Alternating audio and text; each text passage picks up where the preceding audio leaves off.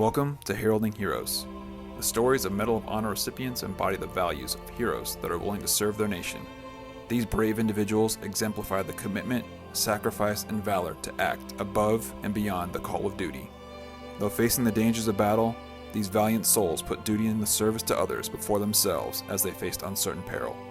Through these stories, we hope the heroes of tomorrow are inspired to meet their own challenges. Welcome to Heralding Heroes. The American Civil War was sparked from a nation divided. At its core lay an uncompromising conflict between free and slave states over the power of the government to prohibit slavery in the new United States territories yet to become states.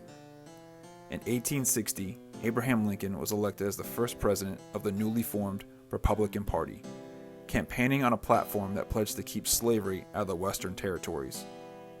His election was a catalyst for secession. 7 slave states in the Deep South broke away, forming the Confederate States of America. The Lincoln administration refused to recognize the legitimacy of this secession. Tensions erupted into war on April 12, 1861, when the Confederate forces fired upon Fort Sumter in Charleston Bay, South Carolina. After the attack on Fort Sumter, 4 more slave states joined the Confederacy, and by the end of 1861, nearly 1 million armed men faced each other along a 1,200-mile front stretching across the United States. One of the most critical campaigns early in the war was the Peninsular Campaign. From April to July of 1862, the Union's goal was to capture Richmond, Virginia, the Confederate capital, by advancing up the peninsula formed by the York and James Rivers. Union forces reached the town of White House within artillery striking distance of Richmond.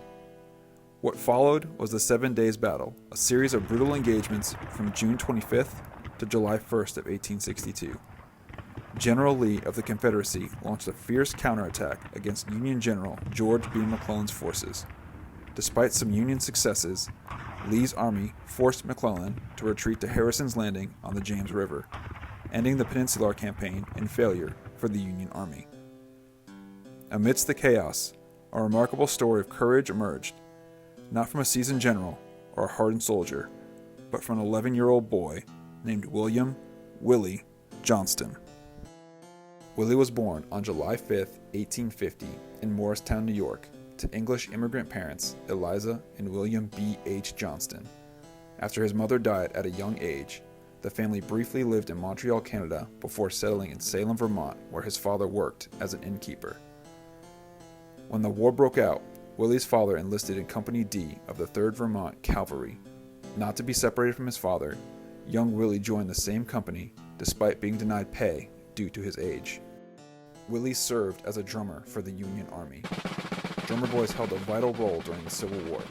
They were the communication lifeline on the battlefield and military life, relaying officers' commands through drum beats, signals like reveille, bedtime, advance, retreat, and fire.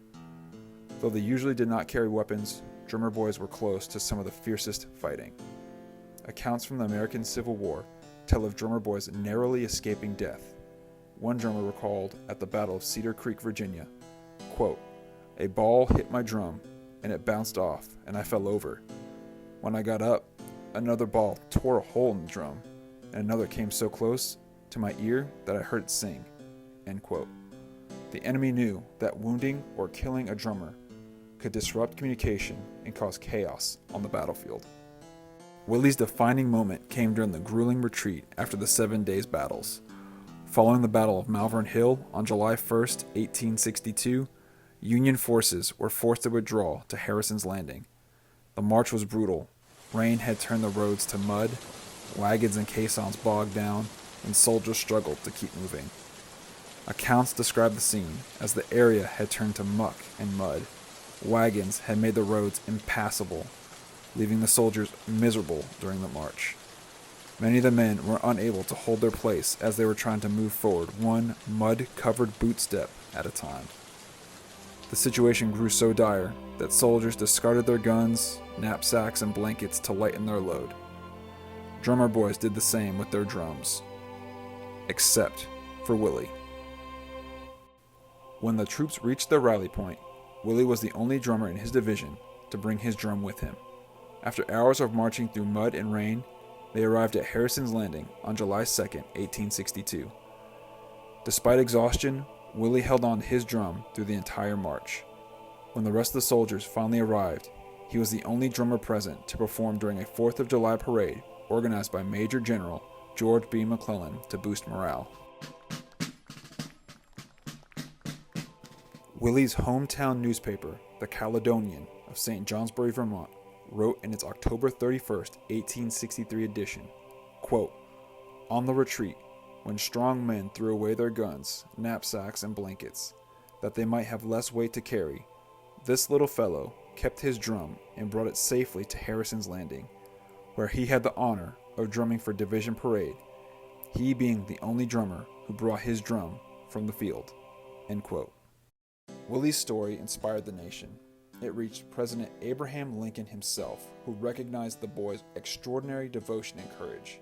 On September 16, 1863, just 2 months after Willie's 13th birthday, he was awarded the Medal of Honor by War Secretary Edwin Stanton. Willie Johnston remains the youngest recipient of the Medal of Honor in American history for his actions as an 11-year-old. After the Peninsular Campaign, Willie was wounded and transferred to the Invalid Corps in Baltimore. Later reorganized as Company H, 20th Regiment Veteran Reserve Corps. There he performed with the Veteran Hospital Band. He re-enlisted in February of 1864 and mustered out on August 31st, 1865, at the age of 15. What happened to Willie after the war has conflicting accounts. One account says that he attended Norwich University in Vermont for 2 years and applied unsuccessfully to the United States Military Academy at West Point in 1867, that he never married or had children. However, another account suggests that he graduated from Norwich University in 1870, the same year as marrying Nellie Murphy, and the two would go on to have 5 children together, and that he worked as a machinist in Charlestown, Massachusetts. I'd like to think it's the latter. After this point, Willie practically disappears, until records confirming in July of 1899 he attended the Medal of Honor Legion reunion in Vermont. But then he vanished again from the historical records. Some believe he died in 1936, others say as late as 1941 at the age of 91. His grave location remains unknown as of 2025. Willie's drum was found in a house in Chelsea, Massachusetts on May 9, 1888. Attached was a note, quote, "Willie Johnston, age 13, Company D, 3rd Vermont Regiment, presented with a medal by Secretary Stanton for carrying this drum through the 7 days fight before Richmond, being the only drum carried the last of June and the 1st of July." End quote. The drum was presented to the Massachusetts State House.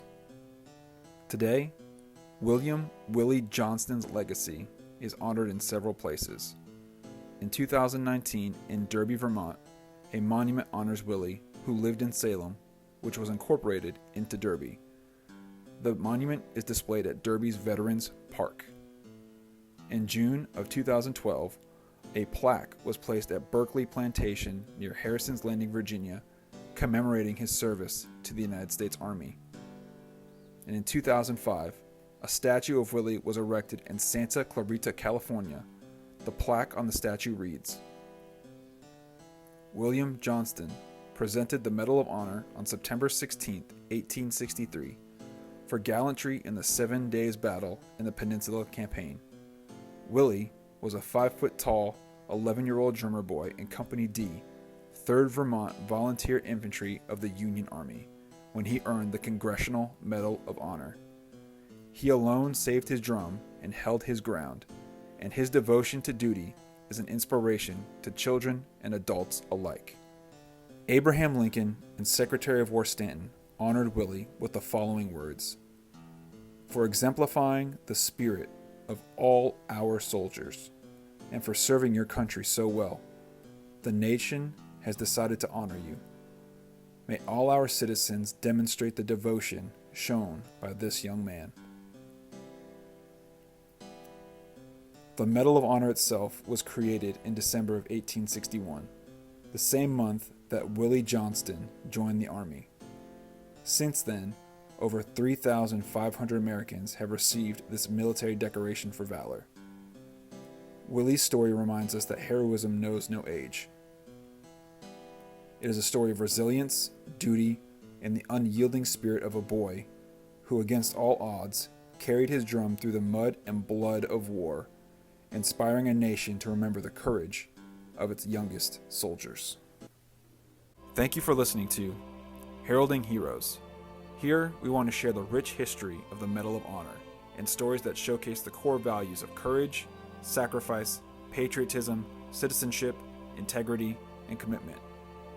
Of the 40 million Americans who have served in the armed forces since the Civil War, little more than 3,500 have earned this distinguished military decoration across the United States Army, Navy, Marine Corps, Air Force, and Coast Guard. My name is Matt Riley, a history enthusiast that has been to museums, battle sites, and monuments across the country. I have been inspired to share what I've learned about these heroes and where you could go to learn more about their stories. For those interested in the sources used in this episode, please check the description.